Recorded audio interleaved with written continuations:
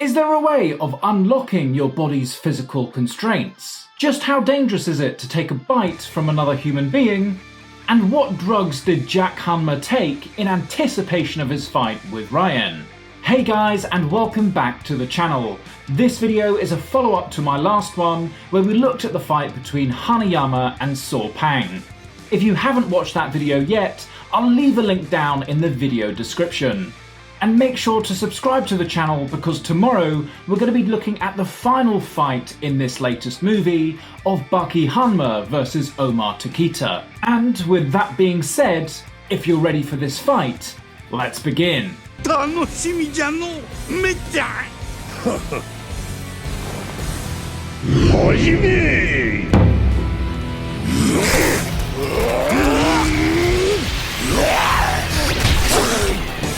So I think this is probably one of the better matchups in the movie because both characters seem to have similar themes in their backstory. And how else do you start a Baki fight other than ploughing your fist into your opponent's face so deep that you could actually tickle their brainstem? But see, the fights so far make me wonder whether they're going to make more crossover movies like this because there are so many good combinations that you could put together. Let me know which characters you guys would have paired up for the ultimate Baki fight.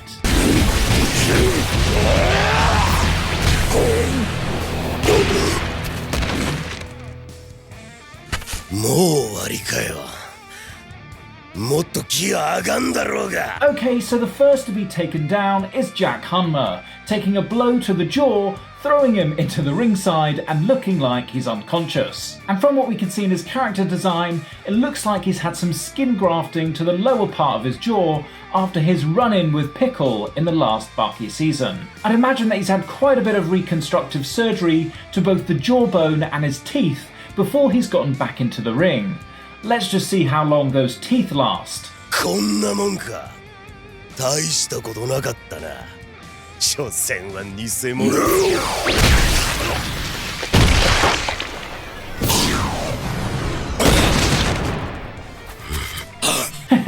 That's just like Jack, to fake an injury to get an advantage on your opponent. And there we see that Raian takes a heavy blow to the jaw, throwing him back against the arena, and it looks like there's sufficient power there that you'd have to be worrying about a jaw fracture. Now, a broken jaw can definitely be enough of a reason to cause a fight stoppage, so what would the ringside doctor be looking to see if the fight could continue? Well, you'd want to perform a few different checks, and the first of which is, does the fighter still have control of opening and closing their jaw? If they do, that's certainly a good place to start. Next, you'd want to be checking the alignment of the teeth and seeing if they're offset from one another. Hopefully, the fighters are wearing a mouthguard. Ultimately, you can't really tell without getting an X-ray, but you wouldn't want to stop a fight prematurely for this if you didn't have to. 三成は語った。クレ一族であるライアンが幾世代にわたって優秀な外部の遺伝子を取り入れ続けた。いわば生まれながらにして戦闘のサラブレッドであることを。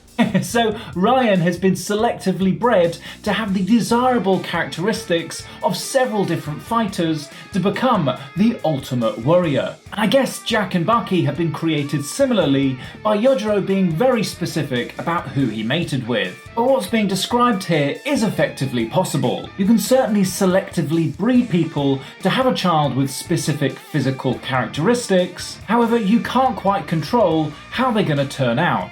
For example, they might have all of the physical attributes of a great fighter, but you can't necessarily pass down your skill or ability to strategize during a fight. だんまりを決め込んでたのはそういうわけかよてめえ。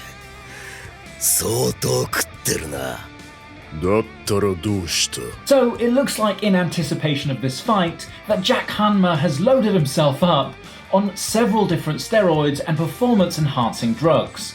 I'll leave a link down below in the description as to what Jack Hanma's stack actually is. Of course, he would have had to have been taking this for up to 6 to 12 weeks before this fight to get the desirable physical characteristics he was looking for. But then Raian also comments on Jack's lack of speaking throughout the fight. And what does he mean by this? Well, it's interesting because chronic anabolic steroid use has been associated with a general cognitive decline, affecting things like problem-solving skills, your concentration and focus, and even your verbal skills. So maybe it's this that's accounting for his lack of communicating throughout this fight.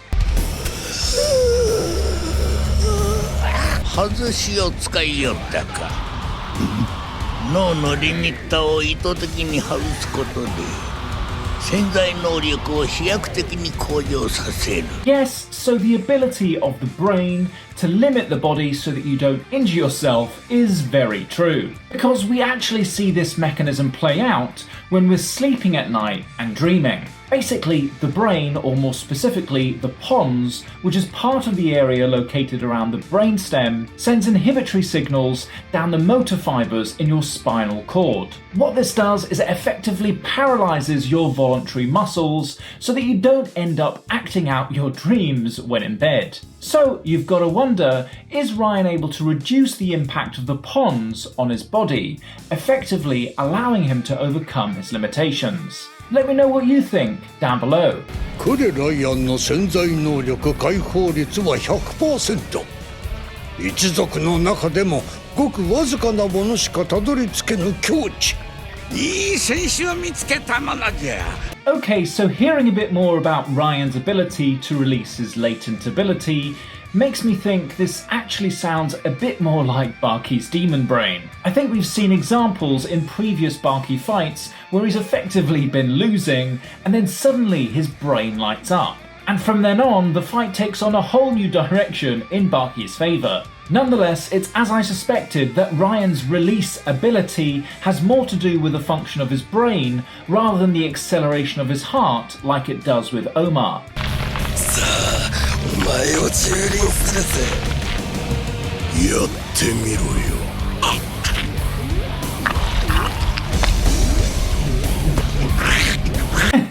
I never thought we'd see Jack Hanma become a drug mule, but it looks like he's been storing a bag of treats in his mouth for the whole fight. And after swallowing these, we can see that his vasculature, that being his veins, become engorged all around his body. And also his mental state seems to change too, becoming almost euphoric. So I think that this bag must have contained some sort of stimulant drug to get his heart beating faster, as well as something with psychoactive properties that can account for the change in his demeanour. I wonder whether it's something like methamphetamine, because it can have these effects. Of course, the downside of using this long term is the severe dental problems you run into, and something tells me that this is going to be an issue for Jack Hanma.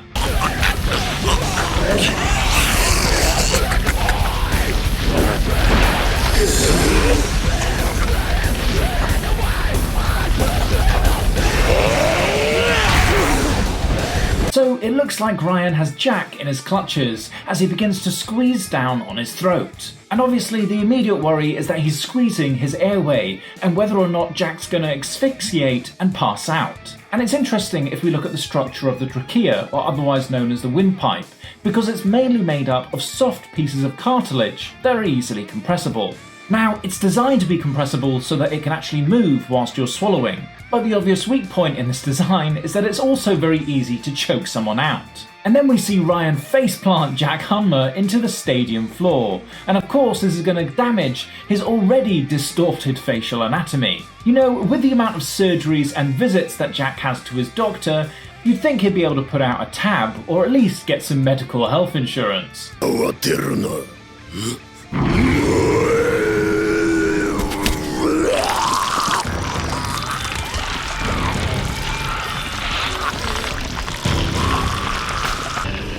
Okay, so I think we saw Jack do something very similar against Baki in the previous Maximum tournament. And if I remember correctly, the reason that he does this is because the medicines that he takes has severe side effects on his body, both physically and mentally. And so when he vomits, this depicts some form of detoxification and allowing his body to be free from the burden of those side effects. And in his previous Baki fights, expelling this drug from his system allows his body to reset and recover from its toxic overloads, which is probably why we're also seeing a physical transformation here too.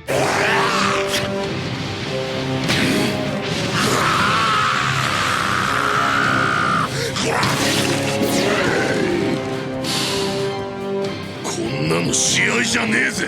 Gosh, and there we see it, Jack's the way of biting form of martial arts, as he takes a chunk out of Ryan's trapezius muscle.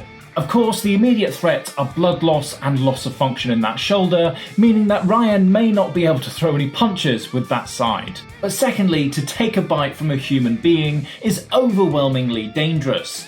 Firstly, it can introduce diseases into the body and also introduce bad bacteria deep down into the wound that you bite. To help combat infection, after this fight, Ryan's going to need that completely irrigated and literally scrubbed to try and clear away any bacteria. And just for precautions, he's also going to need a week's worth of antibiotics.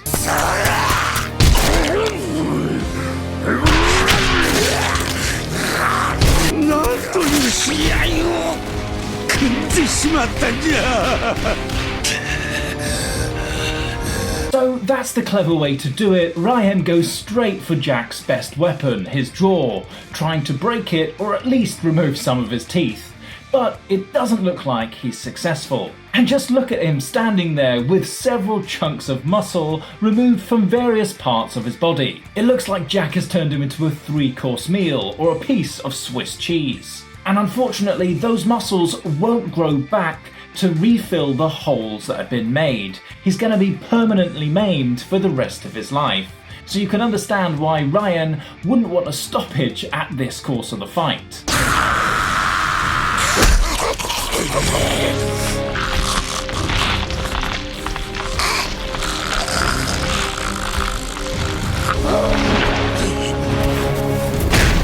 And here Raian once again grabs Jack by the throat, but this time he's not getting away, as we hear him crush his windpipe before Jack loses consciousness. And unfortunately, this is a vulnerable point on all fighters because there's no real way of strengthening the muscles around the trachea. Now, if he's successfully crushed Jack Hanma's windpipe, Jack's going to need to either be intubated or have a tracheostomy, which is basically a tube that will bypass the crushed part of his windpipe. This will allow him to continue breathing whilst everything's healing, or he gets surgery to repair this. どうしよう。くれろいよ。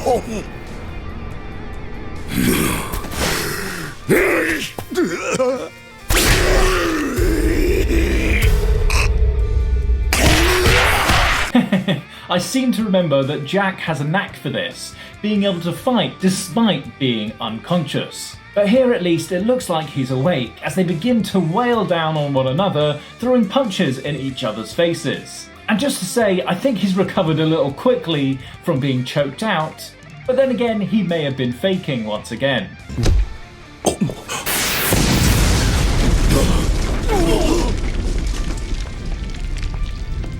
誰だてめえ。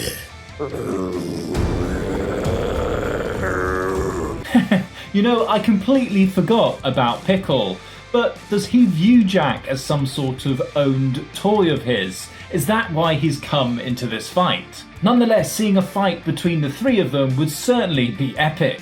And you know, I can't quite believe the amount of action they've packed into a 1-hour movie.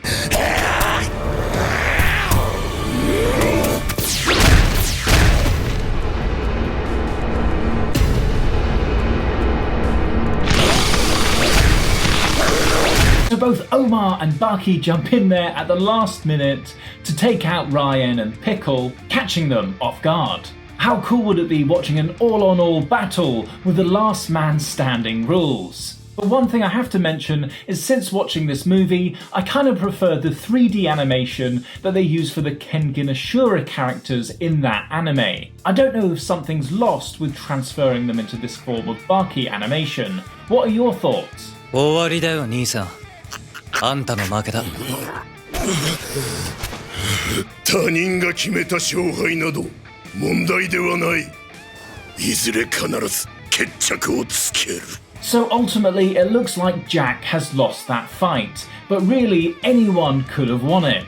I mean, I can understand at this stage of both characters' evolution that Jack is the weaker fighter. Maybe the updated version of Jack Hanma would have had a better chance if they fight again in the future. Okay guys, that's the end of round 2, and it looks like it's one apiece. Upcoming is Baki vs Omar, and I'll be releasing that video tomorrow, so make sure that you subscribe to the channel so that you don't miss out on that one. Otherwise, if you haven't caught the fight between Hanayama and Saw Paing, I'll leave a link down below in the description.